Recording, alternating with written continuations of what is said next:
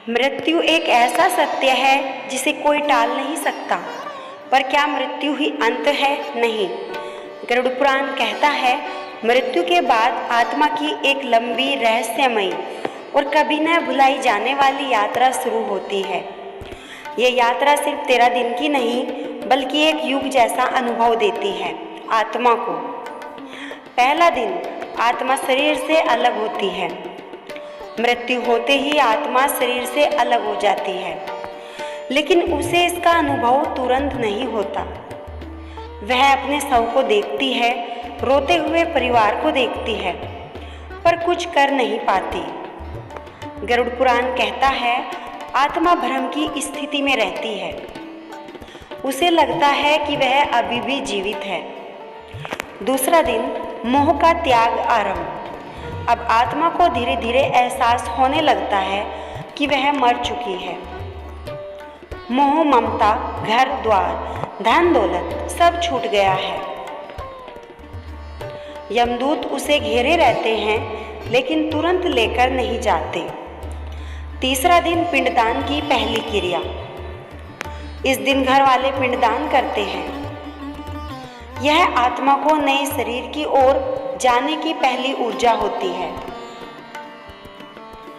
आत्मा अब खाने की इच्छा से घिरी होती है, लेकिन बिना पिंडदान के उसे कुछ प्राप्त नहीं होता।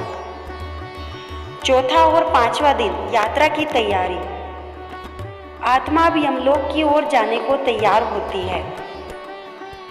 यमदूत उसे कड़े नियमों और अनुशासन के साथ यात्रा पर लेकर जाते हैं। आत्मा पीछे मुड़कर देखती है, पर कोई सुनने वाला नहीं होता। छठे से 9वां दिन, यमलोक की कठिन यात्रा। आत्मा को अंधेरे जंगलों, गर्मी, धूल, कांटे, कष्टों से भरी राहों से गुजरना होता है। जिन लोगों ने पाप किए उन्हें भारी पीड़ा होती है। गरुड़ पुराण के अनुसार यह यात्रा लगभग 48,000 योजन की होती है। हर कदम पर यमदूत पूछते हैं, तेरे कर्म क्या थे?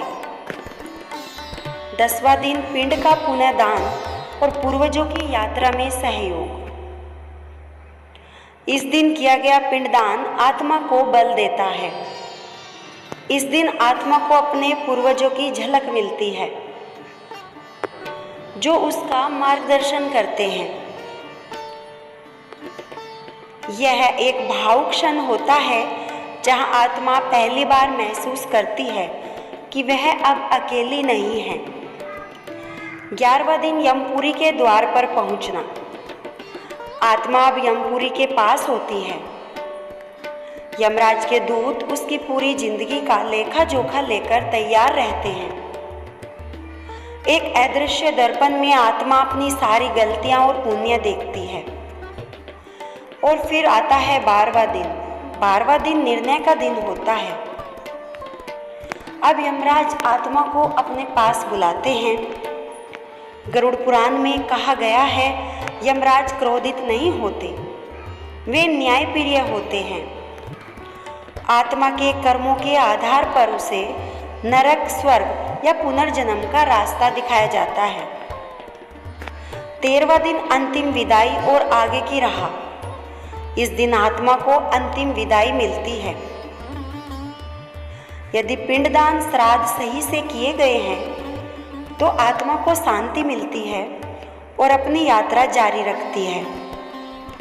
जो आत्मा भटकी होती है, वो प्रेत योनि में फंस जाती है।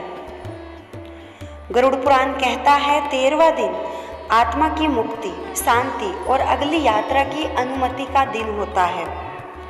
यदि हम चाहते हैं कि हमारे प्रियजन की आत्मा को शांति मिले, तो हमें सही विधियों से श्राद्ध, तर्पण और पिंडदान करना चाहिए। हमें उनके लिए दान पुण्य करना चाहिए, ताकि उनकी यात्रा सहज हो। हर एक आत्मा इस यात्रा से गुजरती है, चाहे वह राजा हो या रंक।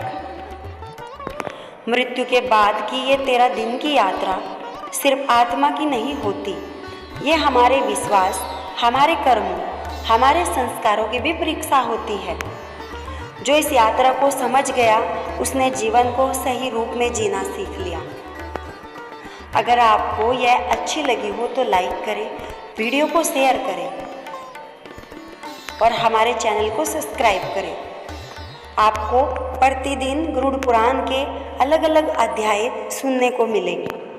जय श्री हरि।